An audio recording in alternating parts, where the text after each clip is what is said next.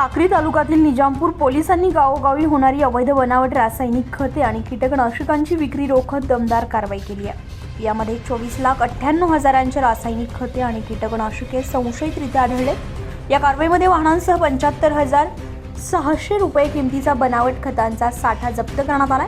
या प्रकरणी मार्केटर में एसआर फर्टिलायझर अँड केमिकल्स वर्धाणेचे साक्री तालुक्यातील राजू भटू राठोड यांच्या विरोधामध्ये गुन्हा दाखल करण्यात आलाय। पोलिसांनी कृषी विभागाच्या पथकाला सोबत घेत राठोड यांच्या साक्री आणि वर्धाणेतील गोडाऊनमध्ये देखील छापा टाकलाय।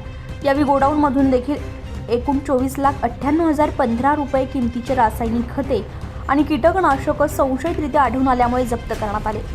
ही कारवाई पोलीस अधीक्षक श्रीकांत धिवरे, अप्पर पोलीस अधीक्षक किशोर काळे, उपविभागीय पोलीस अधिकारी संजय बांबळे यांच्या मार्गदर्शनाखाली निजामपूर पोलीस ठाण्याचे सहाय्यक पोलीस निरीक्षक Mayur Bhambare, police head constable Narayan Malche, police constable Deepak Mahale, Rakesh Mahale, Mukesh Durgude, Gautam Ahire तसेच जिल्हा कृषी अधिकारी कैलास शिरसाट यांच्या मार्गदर्शनाखाली विभागीय तंत्र अधिकारी उल्हास ठाकूर, जिल्हा परिषद कृषी विभागाचे मोहीम अधिकारी प्रदीप निकम, साक्री तालुका कृषी अधिकारी योगेश सोनवणे, जिल्हा गुणवत्ता नियंत्रण निरीक्षक अरुण तायडे, साक्री पंचायत समितीचे कृषी अधिकारी RM नेतनराव यांच्या पथकानं ही कारवाई संयुक्तरित्या पार पाडली।